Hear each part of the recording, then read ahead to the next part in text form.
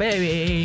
What is going on, everyone, to another episode of Very Cold Lasagna, the podcast that has a safe and open listening platform for all the casual, cold, and dumb takes on the world of pro wrestling and sports. It is your filthy casual host, DylanLasagna, welcoming you to today's episode number 94 of this freezing cold podcast that houses the icy and spicy lasagna. Today, we got part 2 of our March Madness, and that is the NFL season recaps. We have 6 more teams to talk about in part 2. We already talked about the first 6 last week. And in case you missed last week, pretty much what we're doing is recapping all the stories, all the seasons from all 31 NFL teams. But wait a minute, Dylan, there is 32 NFL teams in the NFL. Why are you missing one? Well, in case you missed what I said last week, there are 31. I'm only covering 31 because we already talked about one team back in February, and that was my San Francisco 49ers. We already gave them their own dedicated episode, well, because they're obviously my favorite team. So here we are, once again, another week, 6 more teams to talk about in our season recap madness that is here on Very Cold Lasagna. And I want to offer one correction, yes, one, even though I flubbed on so many last week. But there was a correction that I need to make prior to making this episode, putting this episode together, and that was the order. That was the order of the teams that I'm talking about just moments ago before I record this. And apparently the draft order was completely different than the order I had. And sure, I could have went off of that, but that would have been an injustice to each and every one of you. And when I looked at it, I was like, wait a minute, why is it like this? Why is it like that? So I switched up the order. I mean, it's not by much. I only flubbed on a few teams, but it happens, you know, it does happen. And keep in mind, I had that order set like literally the day the regular season ended. So, and I was just confused. I was just really confused back then, as I am now. But anyway, here we are to talk about 6 more teams that in this episode we're just had disappointing seasons. When you look back at part 1, they were just brutally bad. With the exception of the Detroit Lions per se, those first 6 teams that I mentioned were just brutally bad. They were just flat out awful. Well, the 6 teams that we're gonna talk about next, these are 6 teams that, well, they had some expectations. They had some at least some excitement in the air. But then when you get to the actual surface of it, when you get to some portions of their season, you look at it and, it didn't turn out as expected, like by a long shot. So with that being said, we're going to get into part 2 of our 2021 NFL season recap madness here in episode 94 of Very Cold Lasagna. And obviously, like I said, if I miss some things, if I don't cover anything in particular, or I may flub up on some particular portion, don't attack me for it. I make mistakes, and if you point it out, I'll try my best to correct them in perhaps the next episode.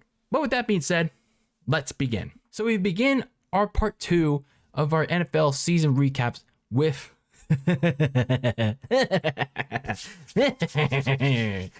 Bears football, Maggle. That is right. We're going to the Windy City to play some Bears football as we take a look at the Chicago Bears. The Chicago Bears, who went 6-11, played a season long's worth of Bears football, all 2021 long.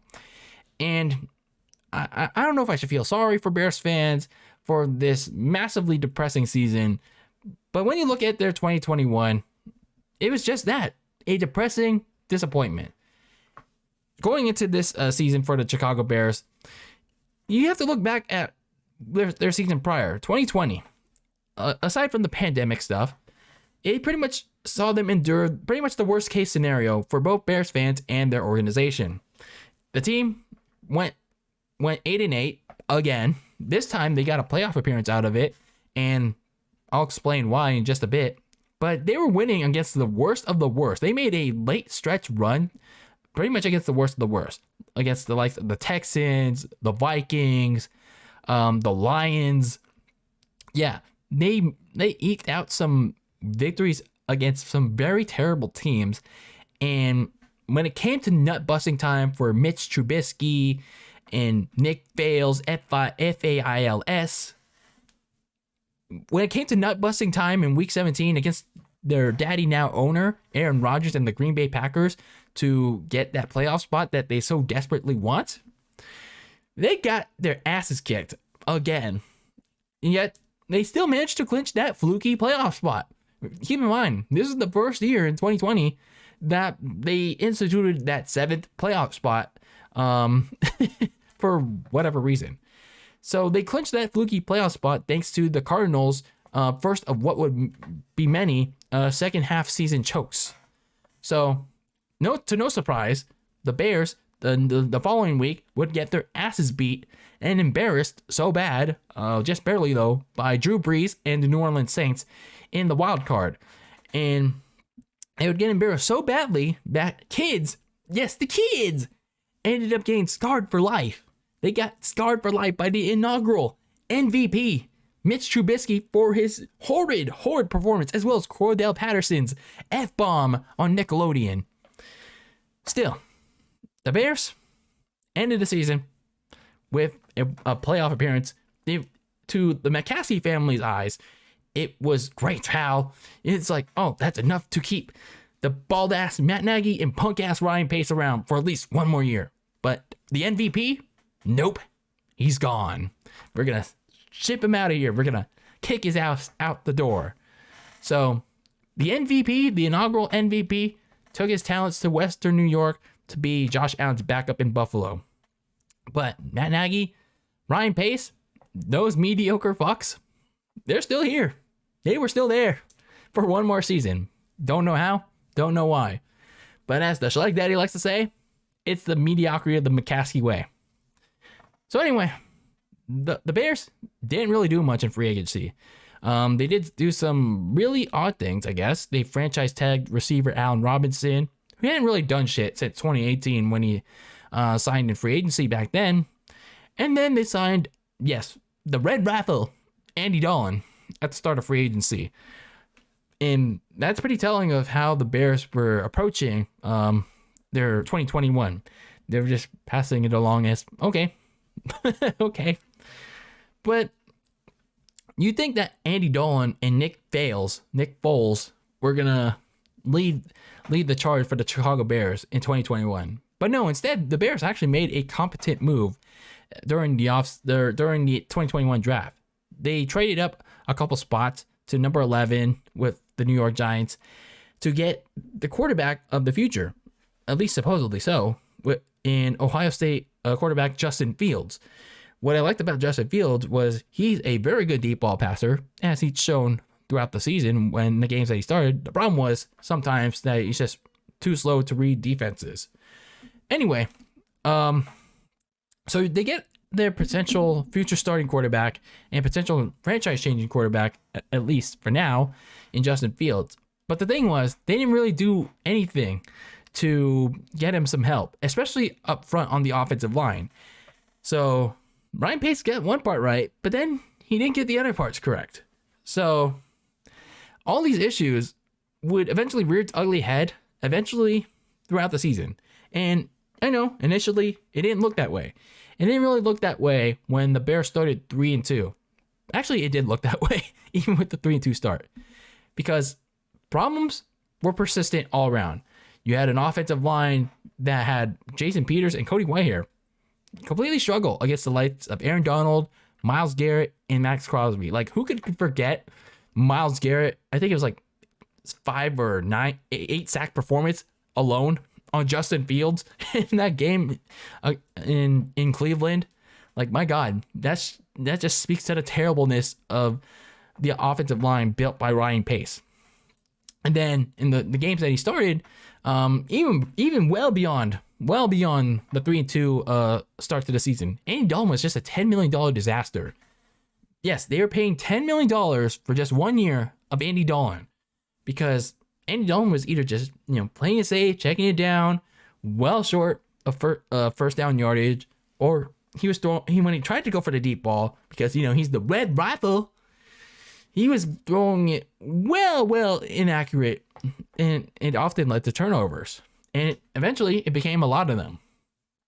And the defense, the defensive line with Robert Quinn and Khalil Mack, pretty solid, still pretty solid, but the rest of the defense was pretty bad. It was pretty bad. They gave up too many big plays. They couldn't tackle anyone. The defense was not good at all. Aside from the defensive line, I guess. But, they were 3-2 by the quarter point of the season, and you already had delusional Bears fans thinking that, they could go on a playoff run because you had Justin Fields already in the starting role, when in reality, he had the starting role because Andy Dalton got injured. But still, you had those Bears fans, those diehard Bears fans that believe that they're true Bears fans and not the ones that think, like, realistically, that don't buy into the mediocrity. So they were already thinking playoffs. But then the rest of the season came. Bears go 3-9. That stretch of the Aaron Rodgers claiming ownership of the Bears and Tom Brady opening up a can of whoop ass on the Bears in Tampa. It began a can of worms for what was to come for the Chicago Bears in 2021. The rest of the season saw the Bears go 3-9, primarily for the same reasons I just mentioned, as well as a couple of new ones, but mostly for the ones I just said.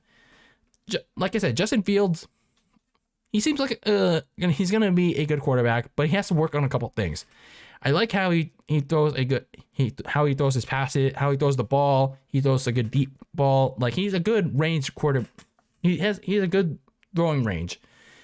The problem is he just reads defenses a little too slow, and I know it doesn't help the fact that he has a broken offensive line, but he has to be able to realize to get out of the pocket and get that ball out to his receivers. And eventually, all those sacks, all those hits that he took, eventually took a toll on him. He missed a couple of games due to rib injuries, and he also had a separate ankle injury. And then he eventually missed the last game of the season against the Vikings with a positive COVID test. So, yeah, not a spectacular, not even a good year for Justin Fields, but in a few games, in a few games that he played, that he showed a little bit of flashes of how good he can be. The rest of the offense, yeah, not so great. The receiving core was pretty bad, especially Allen Robinson when he was in a contract year and when he had the franchise tag on him, trying to prove that, maybe I deserve a long-term contract, even if it's like not a big amount of money. I at least deserve a long-term contract. But man, he really disappointed. He couldn't get open. He was dropping passes. He just really disappointed. Darnell Mooney, though, on the other hand, was actually a reliable go-to option for Justin Fields. And last but not least, Matt Naggy, bad head coach this year. Called a lot of conservative plays for the entirety of the year, and he would call some wrong plays too in critical situations. He would call some running plays on fourth down, and the defense was ready for it. He would also call some check down plays for either Justin Fields or Andy Dalton or even Nick Foles at one point. And the defenses were ready for just about everything Matt Nagy was throwing their way. As if Matt Nagy was running a very predictable offense. So overall, it was a terrible year for Chicago Bears. And no matter what their 6-11 record says, it's just a testament of how this team's run offense and their coaching staff. They had no one to blame but themselves. They can't blame Justin Fields. They can't blame Khalil Mack. They can't blame Robert Quinn. They built this mess. They put this mess together. They decided to do the typical Bears football political bullcrap, all the cheap bullshit, and not get quality talent to build around Justin Fields to at least build a competent team. I mean, this mediocrity, the lack of help, especially on the offensive line, very evident in losses to the Rams, the two Packers losses, especially the Bucks, and even the Minnesota Vikings, especially in that Monday night primetime game where the Bears were and the Vikings were playing Bears football all night long. My God, very evident that these teams were sucking ass all night. So at least, going into next season, at least have a little bit of hope with Justin Fields, the running attack of David Montgomery and Khalil Herbert, Robert Quinn, their linebacker. I mean, they had decent seasons, but man, they're going to need more than that if they want to at least gain a little bit of relevance in 2022. So the McCaskies finally got smart and fired Matt Nagy and Ryan Pace. They got shown the door. Matt Nagy is back in Kansas City. Ryan Pace in Atlanta. Eventually, and they replaced them with another Matt and Ryan. Matt Eberflus and Ryan Poles. Ryan Poles, supposedly a key front office piece in Kansas City, previously served as a college scout and director of player personnel, and I kind of like his approach already. He said in I think it was in the scouting combine interview that he wants to address the offensive line right away, no ifs, ands, or buts about it. So I kind of like that already about Poles. Meanwhile, with Eberflus, I'm not really sure what to expect with him. I mean, he's a defensive-minded coach, first ever head coaching job. I do know though that whatever he did in Indianapolis, it was okay for most of the season, but then you had that choke job in Jacksonville to end 2021. So going into the offseason, you hired these two. You have these two new hires in the front office and in the coaching staff with Eberflus and Poles. For as incompetent as the Bears organization is, and as much as they like to play Bears football all season long, all year long, yearly, they have to build around Justin Fields in the offseason. They have to assure they keep Justin Fields for years on end. Because if they don't, well, you're going to get fucked in the ass real hard. So going to the offseason, you have about $27 million in cap space. I mean, it doesn't seem like much on the surface, but you could spend at least a little bit to get at least a key piece. Maybe you can overspend a little on the offensive line because that's a key need. So some of your key free agents include interior defensive line Akeem Hicks, left tackle Jason Peters, right guard James Daniels, and wide receiver Allen Robinson. I know there's a long, exhaustive list of free agents, but these are, in my opinion, the key free agents that the Bears have on my radar. So the Bears don't have a first-round pick because they traded it to the New York Giants in that Justin Fields trade. So their first pick in this draft is going to be 39th. So some things to address in the offseason, be it the free agency and the draft, is, well, the top priority must be the offensive line. So Ryan Poles at least acknowledges that, so that's good. So now he has to execute on that. So he has to rebuild the offensive line to ensure that Justin Fields not only has a long and healthy career in the NFL, but, so the offense can actually function in 2022. Justin Fields needs to have time to throw the ball. Justin Fields can get some plays into Darnell Mooney or whoever's going to be the wide receiver 2 or the wide receiver in Chicago next season. It also so that offensive line can open up some running lanes for David Montgomery and Khalil Herbert.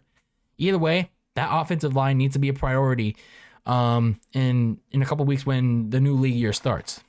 The secondary, the corners revert to a crisp all season long. But fortunately for the Bears, even with the little money to spend, the market is looking pretty good for them to get one. It doesn't have to, I know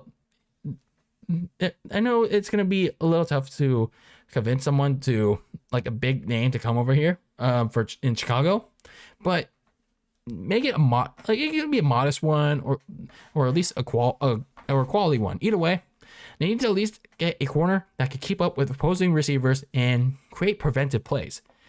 last but not least, they have to get more receivers to help out Justin Fields and Darnell Mooney, because Mooney is the only one from last year that had at least a productive season.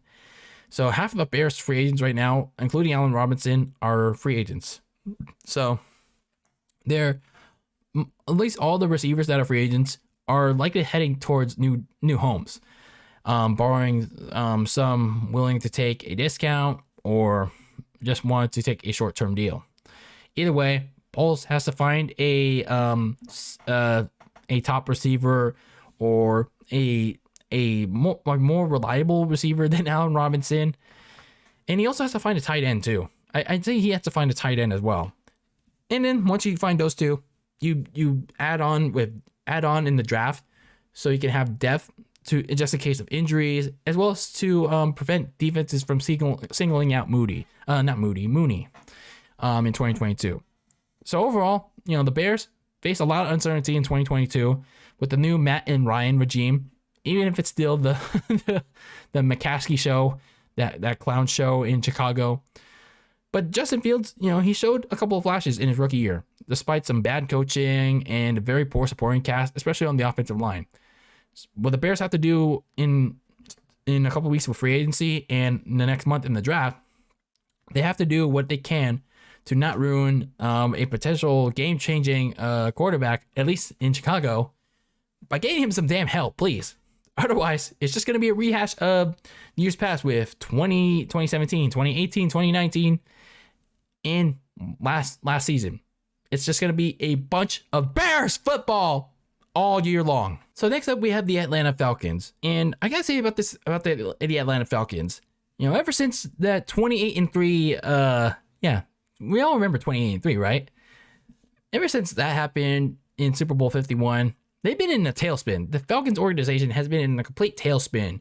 And in recent times, Dan Quinn and Thomas Dimitroff, that head coach and general manager tandem, they were fired during the 2020 season. And the Falcons during that season went 4-12, and there was a lot of uncertainty in that organization at that time. So in came Arthur Smith. He was a former offensive coordinator for the Tennessee Titans and kind of responsible for helping Ryan Tannehill turn his career around. And then as general manager, he was a former assistant GM of the New Orleans Saints, Terry Fontenot. I hope I'm pronouncing that right. So both were coming in and inheriting a team just went 4-12, but they had a lot of decisions to make all around. The most important decision that they had to make was whether to keep the status quo going or to blow it up and rebuild. Well, they kind of went in the middle, and I don't know if that's a bad thing, but they didn't really make much progress in 2021. So going into the 2021 season, looking at last year's offseason, they took step one of trying to do something. They traded away longtime receiver Julio Jones to the Tennessee Titans, but they couldn't get past a step two with addressing their aging quarterback, Matt Ryan. And I don't know if it was due to loyalty or they just couldn't find a suitor for him. So they were over the salary cap in 2021 in that offseason. But it was indicative of, they were just kind of in a purgatory because they had to stick to assembling a roster that was primarily just a lot of 1 or 2 year deals as a result. So they really couldn't address anything more long-term and more pressing to their needs, like the offensive line and the pass rush and maybe an extra receiver for Calvin Ridley. So there was a lot of things to address for the Falcons in 2021, but they couldn't do it because, well, the salary cap was up against them. Money was tight in Atlanta. In the draft, though, they did get at least a playmaker for Matt Ryan. They used the 4th overall pick in the 2021 draft to select Florida tight end Kyle Pitts.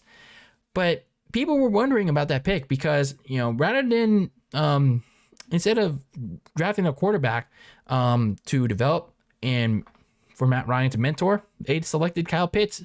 He's a talented tight end, but then, questions persisted about whether Atlanta should have went for a quarterback.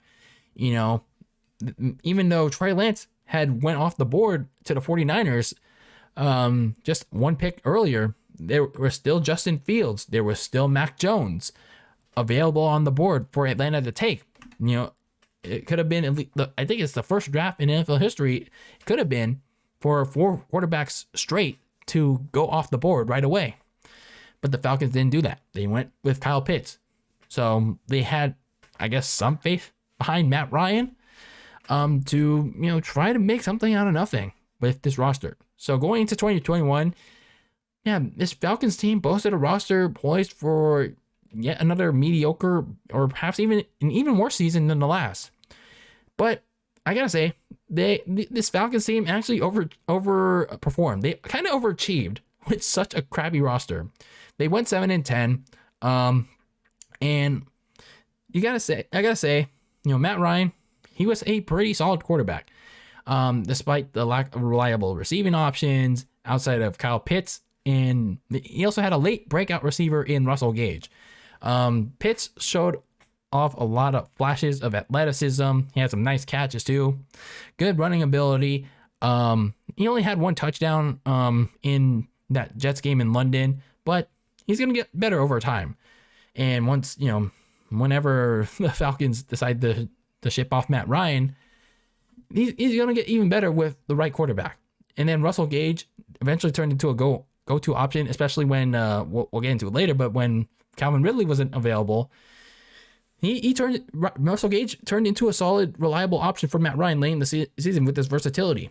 And then perhaps the team MVP, Cordarrelle Patterson, I hope I'm pronouncing his first name right, he stepped up big. He really shined as a hybrid wide back, in which is the term that Deebo Samuel's been using, a running back wide receiver hybrid. He pretty much was a two-role player. He was the cog that in Arthur Smith's offense. Defensively, corner AJ Terrell took a big step as an effective shutdown corner. Good awareness of the ball, good immediate tackling. Probably the only highlight of that defense. But then there was a lot more problems for the Falcons. And the reason why they lost 10 games. In all honesty, they won 7 games because, well, they were facing a lot of teams that were as bad as them or even worse than them. But the 10 games that they lost most of them were against playoff contenders. Most notably, when you attribute these losses, their best remaining receiver, Calvin Ridley, left mid-season to focus on his mental health, and it's good. I guess it's a good thing that he left to focus on his mental health. But man, when he left, that Falcons offense was left in a rut. So, as we'll discuss a little bit later, who knows if the question was whether Ridley was going to return at all on this later in the season or at all beyond. And then the entire defense wasn't good at all. They couldn't stop the run. They had no pass rush. There was no viable depth at any position, especially corner and safety, aside from AJ Terrell. So that defense was pretty bad. And then offensively, aside from the lack of reliable receivers, the offensive line really struggled to protect Matt Ryan. So as a result, they got blown out by playoff opponents that, well, were in the playoffs, like the Cowboys, the 49ers, the Bills, the Patriots, who actually managed to shut out the Falcons on a Thursday night game. So, like I said, they actually managed to luck into 7 wins. Again, against teams that were just as bad or worse than them. So, with the Falcons, nothing went terribly wrong for Atlanta in 2021. They just were a really talented team. They didn't really have any standout names outside of Kyle Pitts, AJ Terrell, Cordarrelle Patterson, and I guess Matt Ryan. I mean, he wasn't the greatest, but he wasn't the worst quarterback. He was just okay. But then again, you have to wonder if he's really worth keeping around in 2022 or even beyond that. So for the Falcons 2021, they went 7-10. They weren't terribly bad. They weren't terribly good either, or like really good either. They were just lacking in a lot of areas, like talent-wise, and a lot of it had to do with their money situation, and especially reared its ugly head against quality opponents. So The thing is, though, they still remain in the same spot. They still remain in the same spot that they were last offseason. Rough salary cap situation and some uncertainty regarding Matt Ryan now added with Calvin Ridley in the mix.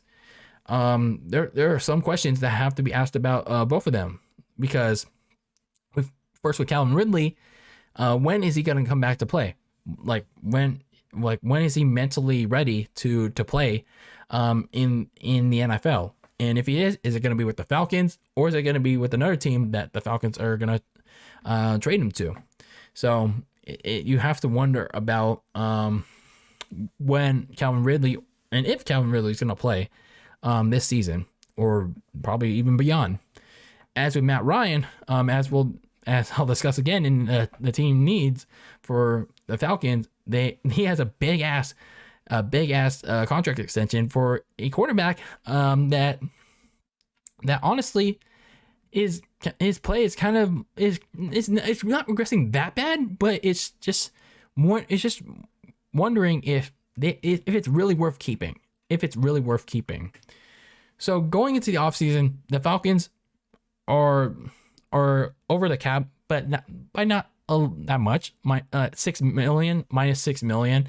Some of their key free agents are Cordell Patterson, Russell Gage, and edge rusher Dante Fowler. They are slated to pick at number 8 in the draft next month, but they have to address a lot of things. Like I said, they have to do something about Matt Ryan's hefty contract, if Matt Ryan is a candidate for a restructure. But man, he has a big ass cap hit in the next coming weeks. 48 freaking million. That is way too much. It's way too much. Like, how are the Falcons gonna do anything in free agency? How are they gonna get players to even come? Even if it's a short-term deal, how are they gonna spend on anything in free agency? So the front office has to somehow manage to redo his deal to avoid such a big cap hit. And if they do, they did something right. But otherwise, man, you're gonna have a tough time trying to compete in 2022. And you're also gonna have a tough time re-signing Cordell Patterson. And after his big season, Mr. Krabby Patty is gonna be looking for a big payday. And if Atlanta wants to possess at least a somewhat better offense in 2022, they're gonna have to find some way to re-sign one of their key pieces. And yeah, they're gonna have to find some money to do it. We have to look into adding some quality pieces in the defensive line, and I think this is where they do it in the draft, because I don't think they have the money to do it in free agency. And they should do it because, well, they didn't pressure the passer at all this season, and they failed to stop the run because, well, they were talent deficient all around, especially in the defensive front. They need to sign at least 1 or 2 quality pass rushers. Actually, not sign, but draft. That can bring the heat in 2022. So for the Falcons, we knew they weren't going to be a playoff contender. They're probably not going to be a playoff contender in 2022. But in 2021, with the roster that they had, with the short-term players that they had, they overperformed. Like by week 15, when they faced the 49ers in pretty much a de facto elimination game for the Falcons, they were still in contention at that point, like late in the season. So they went 7-10. I mean, kind of overachieved too. But now they have to figure out how to get better in 2022. But they don't have any money to speak of. Again, thanks to Matt Ryan's heavy cap hit. And then I also forgot to mention Julio Jones's previous contract.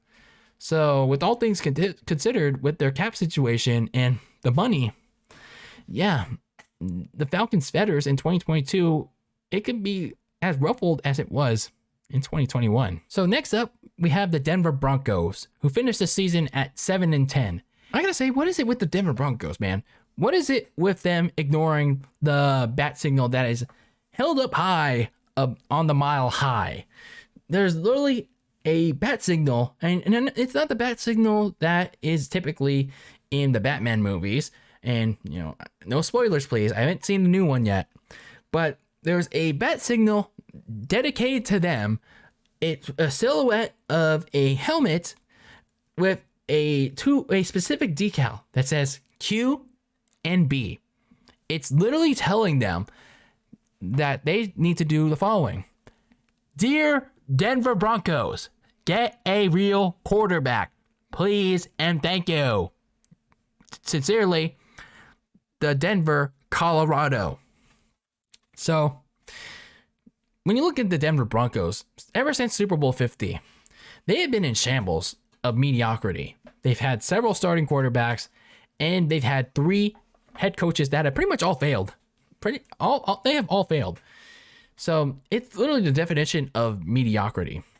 And going into year 3 of Vic Fangio's tenure as head coach, not much really expected, because on paper you've had not really exciting roster. They didn't really make any big splashes in free agency. They did make a notable move on defense in the draft with Patrick Surtain with the 9th overall pick.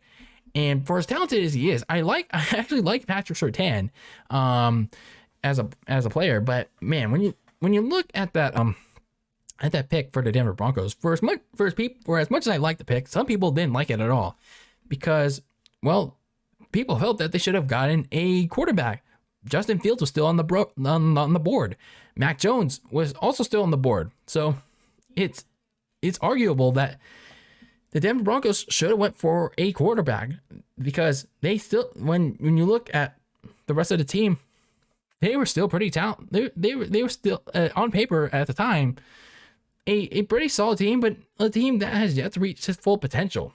And going into free agency a month earlier, they were pretty much in-house. They kept Shelby Harris, the defensive tackle, safety Kareem Jackson. They also signed long-term Justin Simmons. They also picked up on the free agent market corners Kyle Fuller and Ronald Darby. And then they made a trade for a quarterback, but not a great quarterback, and let alone a good one, Teddy Bridgewater from Carolina. And they even rid themselves of Joe Flacco in the process. So I guess the focus for the Denver Broncos and their new general manager, George Patton, however you pronounce his name, who was, brought in by John Elway, the new football operations president. The focus still remained defense for whatever reason. I mean, sure, you got a strong defense, but you got to complement that with a strong offense too. So you got to have a balanced attack for each football team. But the offense was still missing a quarterback that can take them to the next level. So for the Denver Broncos in 2021, it could have been either a total disaster, or it could have just been meh. And the Broncos started 3-0. And you think that, this is good for Denver. This could be a good season for the Denver Broncos. They go 3-0. They make a solid run into the postseason. But when you look at the big picture, it was one of the least believable undefeated starts to the season behind Carolina. Because when you look at Carolina's undefeated season, not undefeated season, but undefeated 3-0, yeah, it was not great. They beat the terrible New York Giants. They also beat the Jets. They also beat the Jacksonville Jaguars. So very uninspired 3-0 start. And even in those 3-0 starts, Teddy Bridgewater didn't play particularly great. They had a strong defense, for that matter, but the offense was pretty mediocre with Teddy Bridgewater under center. And that became apparent once they started losing games, especially when they had their first loss against the Baltimore Ravens. Teddy Bridgewater was terrible before he left with the concussion, and Drew Lock was even worse in that game against Baltimore. And going forward, Teddy Bridgewater wouldn't just struggle with staying healthy, but he would struggle with consistency since that game. And you eventually have this quarterback circus of Teddy Bridgewater and Drew Lock. And Drew Lock would eventually take over for Teddy Bridgewater in December, when Bridgewater got lost for the season with a head injury. So Drew Lock, man, he was a big time downgrade for the offense. He was overthrowing receivers, throwing a lot, and he turned over the ball more often than Teddy Bridgewater. And Vic Fangio just literally switched gears to the running game, even more so with Melvin Gordon and Javonte Williams.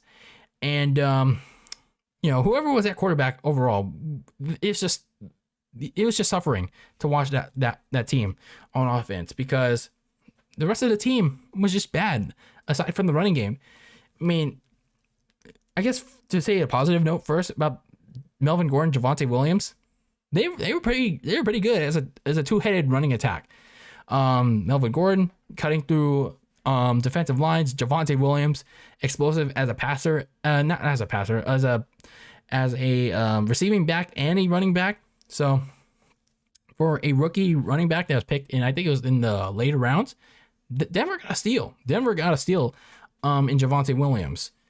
They were a good complementary attack, but when they were struggling, it was pretty evident that the offense completely fell flat. They were completely one-dimensional. And a passing attack with Cortland Sutton, Jerry Jeudy, and Tim Patrick, they mostly couldn't produce, mainly due to the inefficiency of Bridgewater and Drew Lock. And especially with Sutton, he really couldn't do anything. He really couldn't produce with Jerry Jeudy back in the lineup since I think it was like week 8. So he really couldn't do much. So aside from the defense, they did pretty well. I say that's the biggest positive. That's the biggest positive of this team. And this was despite the Denver Broncos trading away Von Miller at the trade deadline.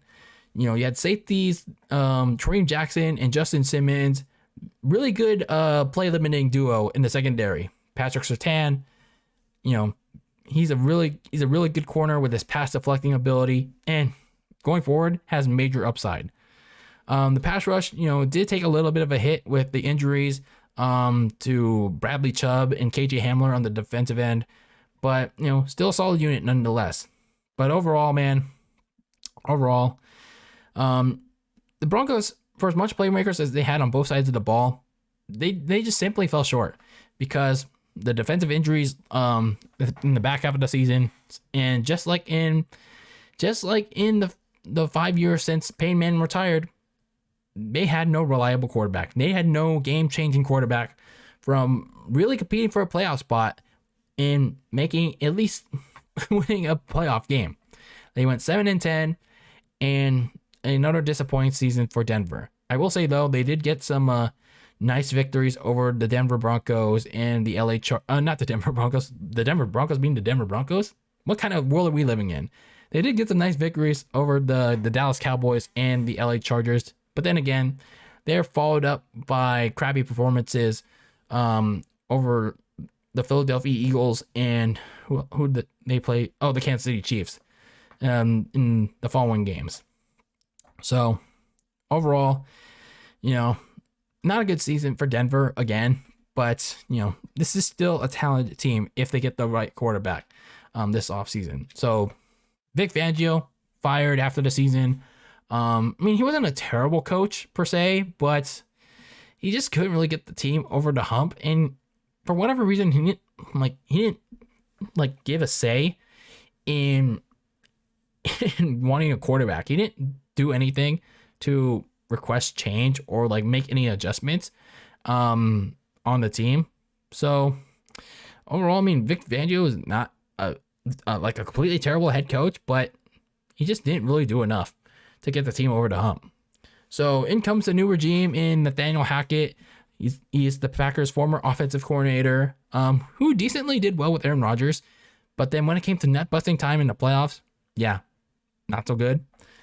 So when he comes over to Denver as a head coach, in 2022, a lot of it will have to will be wondered how much of the on-field product will be Nathaniel Hackett's play calling. How much of the success will be attributed to Nathaniel Hackett, especially when he was in Green Bay, how much it was Nathaniel Hackett, or how much was it Matt LaFleur. So Nathaniel Hackett has a lot to prove in 2022 in Denver in his first year as head coach. Or was it just Rodgers being a good QB in the regular season? Either way, time will tell. So going into the offseason, Denver actually has a lot of money to spend in this offseason. And some of their key free agents include Kyle Fuller, Bryce Callahan at corner, safety Kareem Jackson, linebackers Kenny Young and Micah Kaiser. Pretty much all the key free agents are at the defensive end, and if the deal is right, they can pretty much get them all back. Their current draft position is just like last year, at the 9th spot. The thing is though, should they go for quarterback at that spot? I think not. It's way too high in my opinion, but one of their team needs to address in the offseason has to be the quarterback position, because for them to get over the hump as this mediocre team in the NFL, they have to get a quarterback. They have a talented team on both sides of the ball. They have playmakers, but they don't have the quarterback.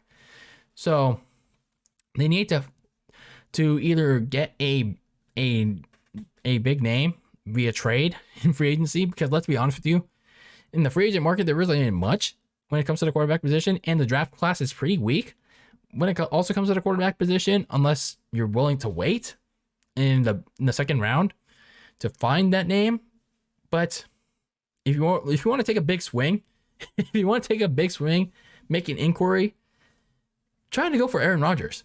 Try to go all in on Aaron Rodgers. You have the draft capital. It's not out of the realm of possibility. I think Aaron Rodgers lives in Colorado, has a home in Colorado. So, the best of both worlds. It all depends on if Green Bay wants to trade him and if Aaron Rodgers wants to opt out. But if he doesn't, there still may be an exodus of quarterbacks that the Broncos can pick from. Russell Wilson, Jimmy Garoppolo, Marcus Mariota, Mitch Trubisky. Everything below Aaron Rodgers and Russell Wilson, I know it's not the best crop, but the Broncos have to find something. They have to find at least a reliable starting quarterback. I know that's hard to find, but they gotta get something. The next thing they have to do is re-sign the defensive key pieces that I just mentioned, and also add some depth. Again, they don't have a really exhaustive list of free agents, but like I said before, they should use some of that money to perhaps re-sign them all if the price is right. They can also use a opponent pass rusher to keep their defensive unit strong, and who knows, they may be able to re-sign Von Miller back because the Rams can't certainly afford him back. So if they do have the opportunity to sign Von Miller back to the Broncos, hell, go for it. Definitely go for it. So overall, 2021 could have been better for Denver if they had a quarterback that could finally take them over the hump, bounce things out on the offensive side of the ball with that really good defense. But they just couldn't. They just really couldn't. And Vic Fangio was fired as a result, who wasn't bad per se, but he didn't really do enough to at least look for a change on offense. So we don't know what Nathaniel Hackett will offer in the Mile High, but we do know one thing. We do know one thing that they need to do in the offseason. They need to look at that bat signal. They need to look long and hard at that bat signal that's shining bright in the Mile High, whether it's day or night, that screams, "Dear Denver Broncos, get a real quarterback, please. Sincerely, Denver, Colorado citizens." So we're about halfway into our part 2 of our NFL season recaps. Let me know if you're a fan of these teams that we're talking about right now, or we already have talked about in the first half. Let me know how your team did in their 2021 and how you think they'll do going forward. But anyway, we're going to continue on, and we're going to be talking about right now the 49ers NFC West rivals that finished dead last in the division, the Seattle Seahawks. You look at the Seahawks 2021, they finished 7-10, but going into this season, they had high hopes. They had high hopes of going back into the playoffs with Russell Wilson and Pete Carroll, and they were thinking more than their yearly spot in either the wild card or the divisional. They wanted to go back to the NFC Championship game. But heading into the season, there were a lot of questions about whether Russell Wilson and Pete Carroll were going to be in Seattle past 2021. Because while Pete Carroll was a guy well liked in the organization, perhaps it could have been time for a change in Seattle, because let's face it, Pete Carroll has been there for well over a decade, actually it has been a decade now. And yes, he got him a Super Bowl title, but let's remember, he was also the same coach that called a pass at the 1 yard line, just trying to make Russell Wilson hero ball when he literally had Marshawn Lynch, his beast mode running back, in his disposal, but yet they decided to throw it at the 1 yard line, and we all knew what happened from there in Super Bowl 49. And since then, the Seahawks haven't been back to at least the NFC Championship game since that point. Meanwhile, for Russell Wilson, I mean, there was a lot of speculation last offseason about his frustration with the front office's inability to surround him with talent and at least some form of help, especially on the offensive line. And that led to, all this speculation about Russell Wilson possibly wanting a trade out of Seattle, and then all these teams being linked to such trade, but it amounted to nothing. So you go into the season with Russell Wilson, Pete Carroll still there, but then beside that, they had to, at least put together a roster, put together a team together for 2021. The problem is they didn't have much resources to do so. They didn't have any money to spend. They also didn't have any draft capital for the NFL draft. So they mostly kept things in-house. They re-signed Carlos Dunlap, Chris Carson. One of their only free agent signings was Kerry Hyder Jr. from the 49ers last year. They also only had 3 draft picks to speak of, because mainly in part due to the Jamal Adams trade from 2 off seasons ago, and then Quandre Diggs, and they also traded for Gabe Jackson. So their only notable pick in the second round from the 2021 draft was Western Michigan receiver Dwayne Eskridge. And speaking of Jamal Adams, he also was holding out a training camp because he wanted a contract extension. He wanted a big fat contract. So the Seahawks finally gave that to him, so he could be the highest paid safety in the NFL. Whether that will benefit him, that remains to be seen.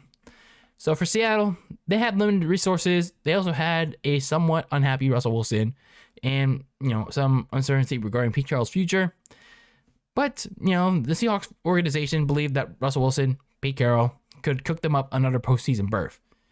And early on, things seemed a little shaky for Seattle. They started 2-2. You have some wins against the Minneapolis Colts and the 49ers on the road.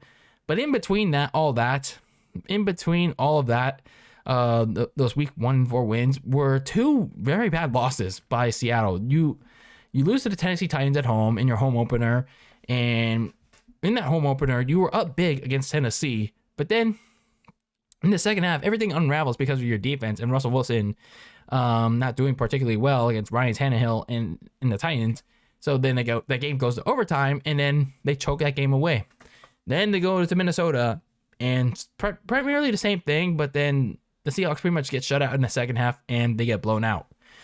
So 2-2, I mean, it's not like the most terrible start in the world, but deep in the trenches, yeah, when you look at those 2 losses, not particularly great, but still, a chance for Seattle to try to make things right, despite, inconsistent play from Russell Wilson and a very bad defense.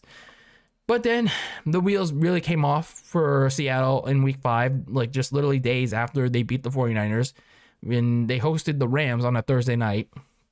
So during that game, Russell Wilson injured his finger. I forgot where it was, but I think when he made contact with Aaron Donald, I believe, in that game. But nonetheless, he suffered a finger injury. He had to leave the game. He tried to get back in the game with various methods, but he had to sit out the game. In came Geno Smith, tried to actually get the Seahawks back in the game, but just fell short. And for Russell Wilson, the injury would keep him out for a month. And Geno Smith, yeah, not exactly the needle mover for the Seahawks offense that had Tyler Lockett and DK Metcalf. Speaking of DK Metcalf, he wasn't doing good at all throughout this season. And we'll talk about more about in a bit and on why. But nonetheless, Seahawks offense looked bad with Geno Smith under center, but again, not terribly bad, but it was clearly bad against the Steelers and the Saints. Two teams that were, just as bad, if not worse, than the Seahawks with Geno Smith under center. And, by the time Russell Wilson came back, you'd think that, you'd think that he would get the team back on track and get them a late postseason berth, a wild card berth. But no, that didn't even happen. That didn't even happen this time around. The moment Russell Wilson returned in Week 10, going up against Green Bay Packers in Lambeau, he looked like a completely different quarterback. He couldn't click with DK Metcalf or Tyler Lockett. He looked scared to scramble out of the pocket. He was pretty much like a stoned quarterback. And he also rushed a lot of his throws and just to avoid the sack, or he would sometimes even eat the sack. He wouldn't even recognize the pressure coming to him. So in a way, that Russell Wilson's mentality somehow got F'd in the A when he came back. And it would still get F'd in the A when he came back. So this was to be a concerning trend going forward. And sometimes you'd think that did he get rushed back too early? Did the Seahawks rush him back too early, or did he rush himself back too early? So a lot of pressing matters for the Seahawks as the season continues to dwindle down. I mean, sure, they got a couple wins here and there. Like they got like what, 5 more wins in 2021, but damn, like the losses just kept piling up for Seattle. They only wound up again winning 5 more games, and they lost 8 more down the stretch. I mean, aside from Russell Wilson's injury, there were also a number of issues that broke down Seattle down the pipeline. There were also injuries at running back. Even with the signing of Adrian Peterson, he also got hurt. The secondary also suffered some injuries, like to Jamal Adams and Ryan Neal. But even with all the injuries, the secondary was already bad in itself. It only got worse as the season wore on. DK Metcalf, like I mentioned earlier, he played very poorly this season. He was the most targeted receiver, sure, but he wasn't catching many of those targets because he couldn't get separation from defenders, and he was also dropping a lot of passes. So positively though, on the run in the running game, I'd say Rashad Penny, like look finally after all these years, looked like a lead back in the final month of the season. And then you have your rookie corner, Trey Brown. He looks like a solid piece in the secondary with some solid lockdown coverage. So maybe you can build around him in the secondary, get someone on the opposite side. And I guess the only consistent piece in the Seahawks overall was Tyler Lockett. But overall, very disappointing season for Seattle, who had expectations to return to the postseason. With Russell Wilson leading the charge, who was supposed to have like another like good season performance wise, but that injury in Week 5 completely derailed things for Seattle. And I guess even had Russell Wilson played a full season, like I don't know, did he really think that how far do any of us think that Seattle would have went had Russell Wilson, stayed healthy? Because let's face it, I think the biggest weakness, aside from that and a hobbled Russell Wilson, was the defense.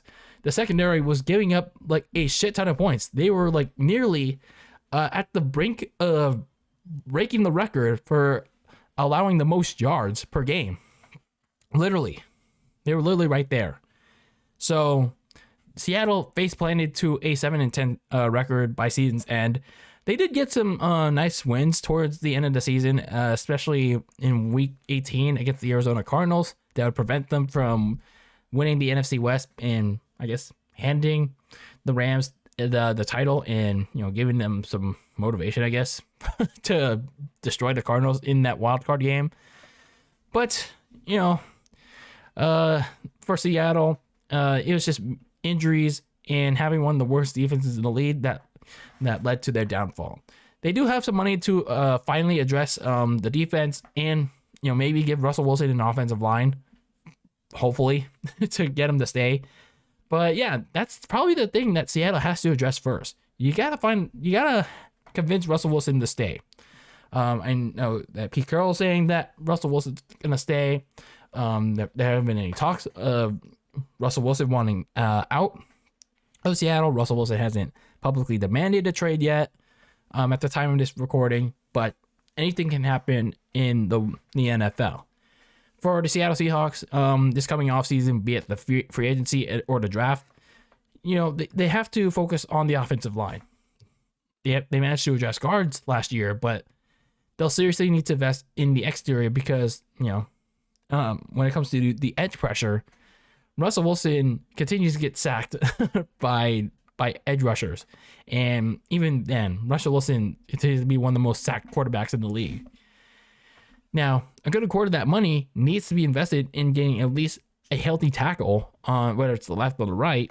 And, one of your free agents is left tackle Dwan Brown, who has been pretty solid for Russell Wilson, but the offensive line market is also looking pretty solid. So you might as well invest in the offensive line, make a good chunk of that $36 million go towards that offensive line. They also did address the secondary, even when their best corners were getting hurt. And prior to that, the Seahawks were getting cinnamon toast crunched for the last years on defense. Ever since the Legion of Boom broke up, they were getting burped on defense. They were getting burnt to a crisp. So Trey Brown does have some potential, but if he does have a good year too, maybe you can give him some help. You should give him some help. The corner market in free agency and the draft should help you out with that. If Russell Wilson does eventually declare a trade, or maybe not, but if he does, go to the Seahawks front office, say, hey, I'm officially putting in my request for a trade. Then they need to get the best possible package together for Russell Wilson's trade. I don't know what that is, what that'll look like, but in my opinion, it'll probably look like a couple first rounders, Russell Wilson, or they'll probably demand from other teams like first rounders, maybe a player or maybe another quarterback. But either way, get the best possible package for Russell, for compensation for Russell Wilson. So 2021 did derail a lot of the hopes the Seahawks had to getting back to the playoffs, but 2022, if they get an offensive line, if they invest in a little bit in the defense, they can have a bounce back year in 2022. But that's if Russell Wilson wants to stay on board. If he commits to staying with Seattle in 2022 in this fall, then the front office needs to surround him with even more talent and better protection up front. And obviously, Russell Wilson has to stay healthy. And can't make any stupid decisions during games. But then again, if Russell Wilson demands a trade, he publicly requests it, all that pretty much changes. You're pretty much in rebuild city mode now. The Seahawks pretty much have to now build that best possible trade package. You have to now find a quarterback. You got to pretty much do all your team needs I mentioned and find that quarterback in this offseason. It's pretty much rebuild city in a hurry for Seattle, whether they like it or not. So next up, we have the Washington football team, aka the Washington Redacted. The Washington Redacted, has faced some questions of their own. Just like with many other teams, they had some decisions to make at quarterback, but they also had some decisions to make regarding their name. They weren't going to be the Washington football team for any longer, but there were also some fans delusional enough to think that Washington football team was a permanent name for the nation's Capitals team. But anyway, obviously we know that, what happened to their previous name that can no longer be mentioned because, for reasons. They had their name redacted in July of 2020, and then here we are a year and a half later with a new name that they commanded just last month. But anyway, heading into their 2021 season, a lot of questions surrounding not just their name, what was going to be the new permanent name for the Washington franchise, but who would be the commanding quarterback. You know, when you look at their previous season in 2020, the pandemic-filled season, you had a revolving door quarterback all season long. Dwayne Haskins, Kyle Allen, Alex Smith.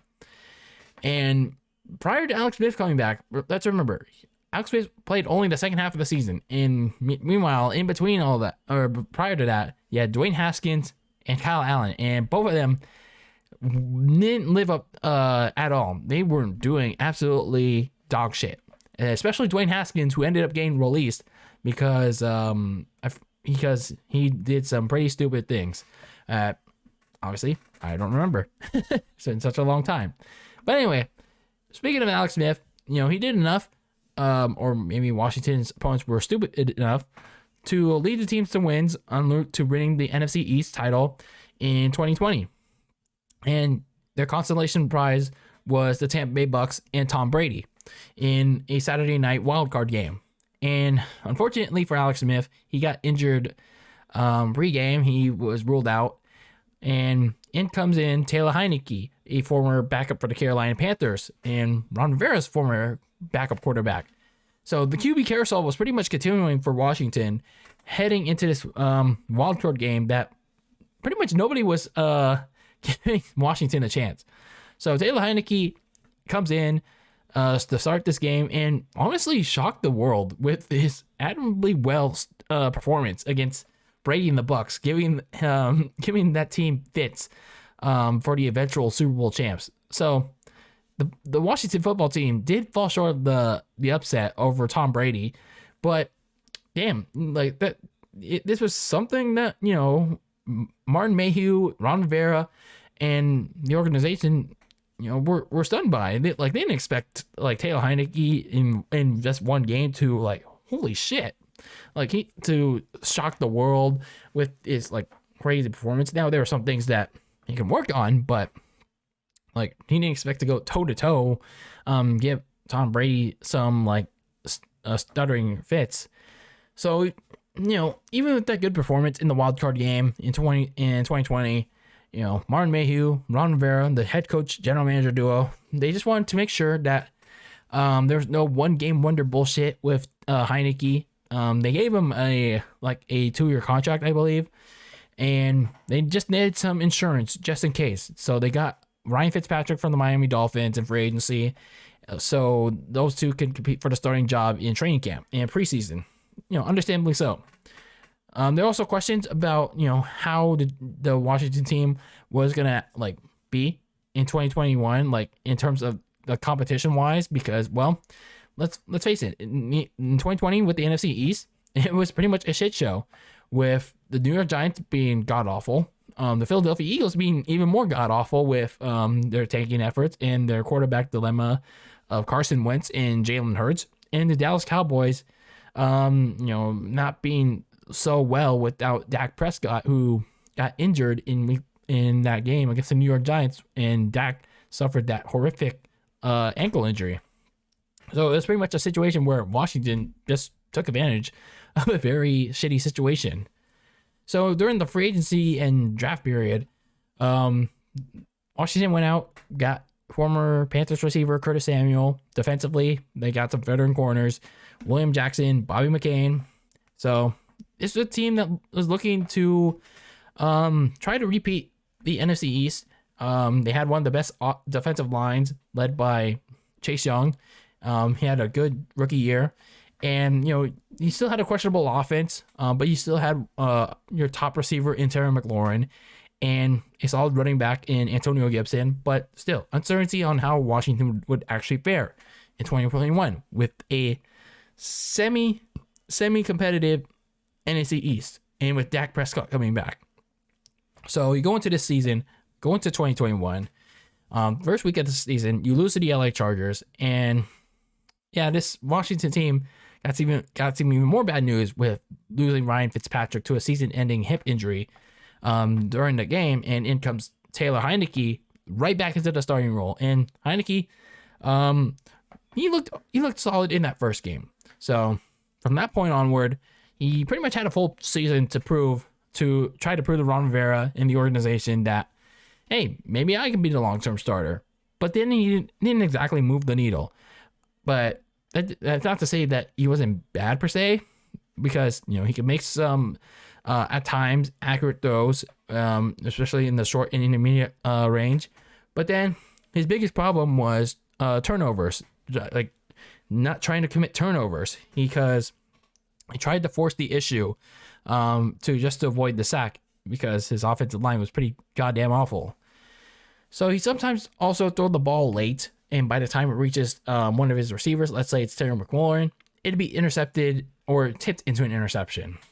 So for the Washington football team, they struggled in the first half of the season, not just with quarterback play, but with just general team issues that would pretty much not just plague them in the first half, but also plague them season long in the second half. So they would lose Chase Young to an ACL injury in Denver in Week 8. But then even before that, he was struggling to replicate his success from his rookie year. But his injury just complicated things even further for the pass rush. The defense gave up too many big plays. Their big free agent signing and Curtis Samuel on offense, he only played 5 games because of a nagging groin injury.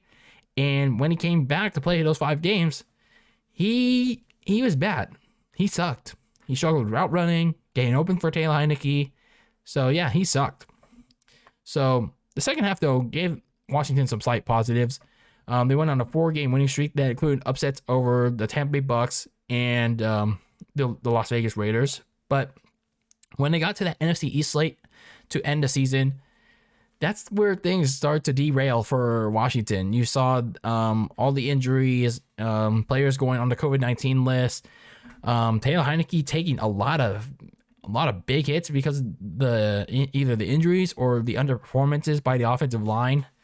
It was just bad. It was just really bad for Washington, and that would be their ultimate downfall for the season. They ended at 7-10, although they barely missed the playoffs. They were just right there with the Philadelphia Eagles. But by season's end, more than half of the roster was either on injured reserve or on the COVID list.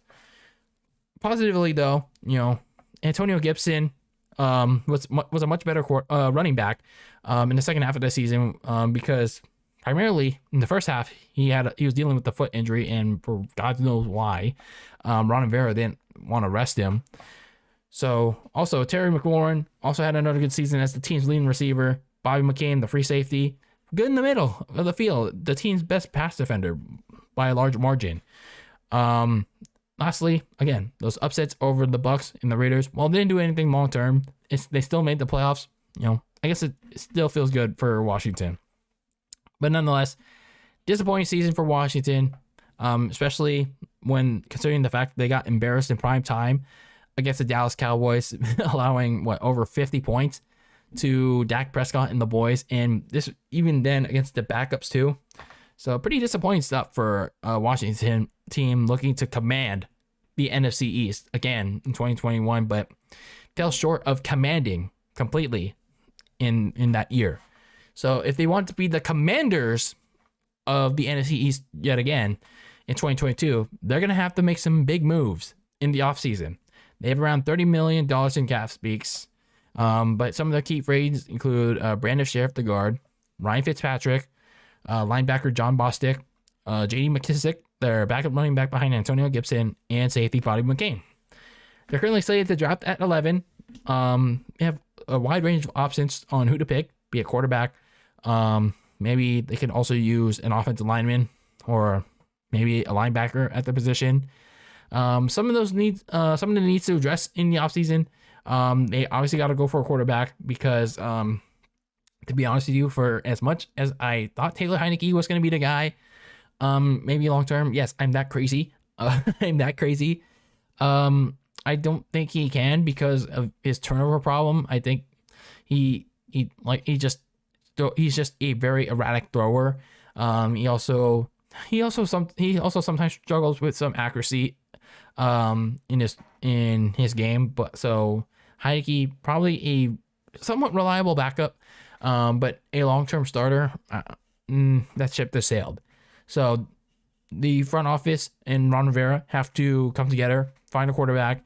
The trade market and the free agent market isn't looking kind, and the draft class, it's still I don't know, it's still looking pretty shaky at the moment. The only names I can think of that seem pretty okay is Desmond Ridder and I guess Kenny Pickett, I guess, but you know, that's only being nice. But the one quarterback that Washington absolutely has to say no to is Jimmy Garoppolo. So like, they can't be stupid enough to actually go for Jimmy Garoppolo, because, well, first of all, what makes them actually think that Kyle Shanahan and John Lynch are just going to let Jimmy Garoppolo into a losing situation when they made it well clear that Jimmy G wants to go into a winning situation and not a losing one, when Washington has been well known to go into a losing situation. I mean, for as much as I talked shit about Jimmy G, like on this show, I want the dude to be happy. I want the dude to thrive wherever he goes next. And, well, in life in general. Not go to a shitty organization like freaking Washington. So, Snyder has to put the chips on the table on, well, a quarterback that they see fit. That's not Jimmy Garoppolo. So, either way, they have to say no to Garoppolo and find someone more to their suiting. They also have to add more receivers alongside Terry McLaurin. Defense is pretty much like double covered McLaurin all season long, and Curtis Samuels sucked up the joint in 2021. So that allowed defenses to pretty much go after McLaurin and force Heineke to go target less reliable options in the passing game. So going forward in 2021, 2022 in this free agency draft period, plenty of options for Washington to choose from, including Amari Cooper. Apparently, yes, it's recently been revealed that Amari Cooper might get released from the Dallas Cowboys. So Washington has some cap space to work with. So maybe it's an option for Washington to go out and overspend a little for Amari Cooper, and give whoever's going to be the quarterback a second option behind McLaurin some good real estate. Then they have to tighten the secondary with some linebacker help. They do need some help at corner, but yeah, the linebacker play was not great, as the rotation was either struggling to help in pass defense, or they were struggling to stay healthy. So they need a linebacker that can take down a receiver in the middle of the field immediately and make some plays against the quarterback, or just stay healthy in general. So for Washington, the football team, they struggled not just with the injuries late in the season, as well as the NFC East slate, as well as some quarterback play, but they just lacked a lot of like impact players on the roster. They do need a starting quarterback in 2022 if they want to succeed. They do have some talented players. They also still have plenty of holes to fix, though. But if they fix some things, if they have the competence to fix things like quarterback, receivers, the offensive line, they can make a running to be contenders in the NFC East again, maybe for more than just 1 year, more than a 1 year wonder. But then again, this is Dan Snyder's organization we're talking about. Well, aside from that, though, the first thing that they have to do is get that starting quarterback to command the Washington Commanders. So our sixth and final team that we're going to be talking about today is the Minnesota Vikings. When you look at Minnesota in the last 3 years, it's been pretty hit or miss. The reason why for this, it's primarily because of their expensive ass quarterback, Kirk Cousins, who signed onto the team in the 2018 offseason from Washington, and the questionable in-game decisions made by their head coach, Mike Zimmer. Now, since that time period, they had some mixed success. They went 8-7-1, falling short of a playoff berth in the final week of the regular season. And 2019 saw them have their first postseason berth since 2017. Remember the Minneapolis Miracle? Well, they had somewhat of a miracle during the playoffs. They got lucky with sneaking away with pass interference in the wildcard game against the New Orleans Saints, but they didn't get so lucky trying to pull off an upset against the San Francisco 49ers in the divisional playoffs. But nonetheless, they didn't really follow up with any success in 2020, going 7-9, primarily because, they gave up a crap ton of points. Kirk Cousins couldn't get his team back into the game because of that. So going into 2021, a lot of questions about Kirk Cousins' job security, as well as Mike Zimmer's as a result, especially for Kirk Cousins, because during the 2021 draft, General Manager Rick Spielman drafted Texas A&M quarterback Kellen Mond in the 3rd round of the draft. And during that same offseason, it wasn't also a particularly notable one for Minnesota because they didn't have a lot of money to spend, and they didn't really nail most of their draft picks aside from one that I'm going to be mentioning. In free agency, they really only added corner Patrick Peterson and safety Xavier Woods, while in the draft, their 1st round pick was Virginia Tech's offensive tackle Christian Darrisaw, who looked pretty damn good in college. But other than that, pretty much Minnesota had nearly the same roster it had in 2020. And honestly, it was just looking to do more than just be a bottom filler team and just make the playoffs. So, looking at their season, looking at 2021 in their games, the Vikings honestly could have made the playoffs.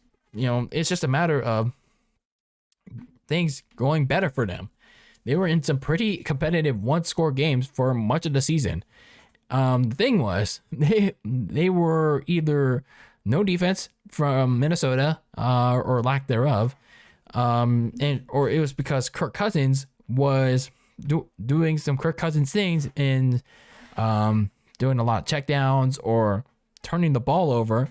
So it was pretty much defense not having any defense, or Kirk Cousins doing some Kirk Cousins things.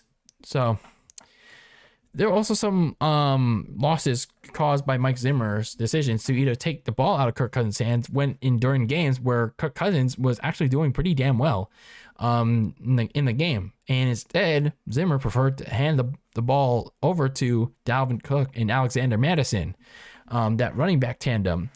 So pretty odd decisions there from Mike Zimmer. I mean, I get it. Kirk Cousins makes boneheaded turnovers in some games, especially under pressure. And oftentimes those lead to losses. And I get it. The secondary, that's related to offense, but the secondary gets torched in coverage. But either way, Mike Zimmer kind of has to trust his quarterback just a little bit. Nonetheless, they lost a larger majority of those one-score games that they were in because of the issues I just mentioned.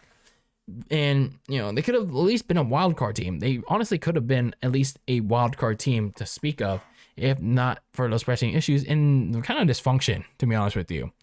Plenty of winnable games on the board for the Minnesota Vikings, like the Cleveland Browns game, where pretty much nobody could score in that one. The Arizona Cardinals game, Greg Joseph missing the potential game winner. The Dallas Cowboys game, no Dak Prescott, and yet Kirk Cousins stunk up the joint in that game. The Baltimore Ravens game, not sure what happened there in that one. And then, of course, when you get to late in the season, it's a decent opportunity for the Vikings to get the 7th and final spot in the NFC playoffs. But then there were two games that really, really sunk them down. 2 games that sunk down their season. And that was the losses to their division rivals against the Detroit Lions in week 13 and the Packers in week 17. In that game against Detroit, they were down big. Kirk Cousins didn't look good in that game until the second half, where they managed to come back, take the lead. But then their defense, their secondary, like I mentioned, was often got torched, and they got torched again in the final moments of the game, where Jared Goff was leading the charge, and the defense really allowed an open catch by Amon-Ra St. Brown in the end zone to give the Lions their first win all year. And then meanwhile, when you look at the Packers game in a critical week 17, where the Vikings literally had to win just to stay alive, keep their playoff hopes alive, just 2 days prior, that primetime game on NBC, the worst case scenario happens for the Minnesota Vikings. Kirk Cousins, who was unvaccinated, tests positive for COVID, and he can't play the game. He cannot play in that big game against the Packers, and his absence alone completely failed. The Vikings literally tried to play the entire game with Dalvin Cook and Alexander Mattison, but to no effect. The Packers defense suddenly clinched up. Aaron Rodgers went off on Minnesota, and not even Kellen Mond could save them in that game. So overall, the Minnesota Vikings, not a bad team per se. They had some talent. When you look at some of the team members that had some really productive seasons, like Kirk Cousins, despite some questionable decision making, a very more aggressive quarterback in the last 2 seasons. I mean, even though he still plays it safe at times, but you could see a little bit more aggression from him during some big games. You also had the tandem of Dalvin Cook and Alexander Mattison, which was the Vikings' strong suit in the offense. And Justin Jefferson, their second-year receiver, continued his surge as one of the league's top receivers and even supplanted Adam Thielen as Kirk Cousins' preferred target. Defensively, Eric Kendricks and Cameron Byron were probably the only players that were productive and a key part in the Vikings, at least trying to stay afloat on defense. But, they went 8-9. Not a bad team per se, but they just really let things slip out of their hands, especially on the defensive end or vice versa at times.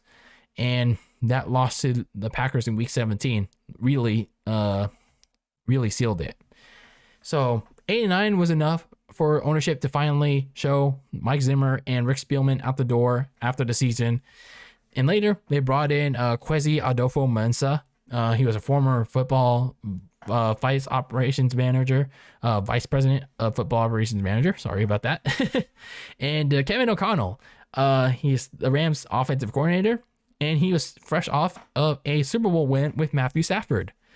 So, for as much success, or maybe not so much success, that these guys had in their previous roles, it remains to be seen how both of these guys can do in their respective roles. For Mensah, it remains to be seen how he can entice players to come to the Vikings. For O'Connell, how can he turn around Kirk Cousins' career? How can he get him to become a better quarterback like he tried to do with Matthew Stafford this past season? Either way, looking at the Vikings in 2022, it's going to be a wait-and-see approach, to be honest with you. Going into this offseason, you have a lot of things to work on, especially when your back is against the wall with terms of money. Yeah, $15 million in the red, minus $15 million. Large majority of that is because of Kirk Cousins' fat-ass contract, which we'll get into it in a bit. Your key free agents include Patrick Peterson, linebacker Anthony Barr, edge Everson Griffin, and your kicker Greg Joseph, who is a restricted free agent. So pretty much the Vikings can match any offer that other teams offer Greg Joseph. Their current draft position is at 12, and some of the things that they need to address, the biggest thing they needed to address is the corner position. So I feel like in my mind that Patrick Peterson probably is not going to get re-signed in Minnesota because he couldn't stay healthy all season long unless he takes a 1-year prove-it deal just to see how things are in terms of his playing ability. But either way, the Minnesota Vikings need to get a corner. They need to get someone with lockdown ability. So it's this free agency market and the draft is littered with talent in this corner position. Otherwise, well, the Vikings are going to be in a lot of one-scoring positions or maybe even more blowouts in 2022. They got to add help in the pass rush, especially if they lose Anthony Barr in free agency, and they got to restructure Kirk Cousins' contract because Kirk Cousins is in the final year of his current deal, but his final year carries a big-ass cap hit of $45 million. Yeah, you know what that $45 million can do for everyone else on this team? Well, or for Adol-Mensah? Well, I mean, it can go towards finding new players, enticing them to come to Minnesota. But Kirk Cousins, yeah, his fat ass contract is eating up all the money that Minnesota can spend in free agency. So Adol Mensah got to redo his deal. If he doesn't, I don't know what's wrong with him. Well, it's clearly something wrong with him, but he has to address that one key area in free agency. Otherwise, how is he going to address anything in a couple of weeks, let alone the draft? So overall, the Vikings were a team in the end kind of complacent for the last 2 years until they weren't by season's end in 2021. In terms of their current roster, you got mostly everyone still under contract for the next season or two. But do you really want more of the same? Do you really want more of the same for 2022 and beyond? I mean, sure, they finally got rid of Mike Zimmer, but you still face a lot of uncertainty under Kevin O'Connell. So no one knows what to expect in 2022, even with most of the roster back. The one thing that they need to address, though, is whether or not Kirk Cousins is their guy. Kirk Cousins has his moments, but I guess he's a solid quarterback. But they have to rework his deal. They have to rework his deal, get that $45 million reduced enough to get the Vikings under the salary cap. If not, well, they're not going to be able to improve the roster, and they're going to be seeing a lot of the same this fall. So that is a wrap on part 2 of my NFL 2021 season recaps. We're going to be 3-1. So that is a wrap on part 2 of my NFL 2021 season recaps. If you're a fan of these teams, let me know how your teams did. We talked about 6 teams that disappointed in this episode. Next episode, in part 3, we're going to be talking about 6 more teams. These 6 teams fell just short of the NFL playoffs and their stories in 2021. But thank you for tuning in to episode 94 of Very Cold Lasagna. I am your host, DylanLasagna. Thank you for tuning in into this fine episode. Make sure you tune into the Very Cold Lasagna podcast wherever you can and however you get your podcasts, be it YouTube, Apple Podcasts, Spotify, Anchor FM, and Google Podcasts. Follow the show on social media on Twitter and Instagram at Very Cold Lasagna, and keep that lasagna very cold in the fridge with your takes on the world of pro wrestling and sports, icy and spicy like that Very Cold Lasagna. And until next time, peace out.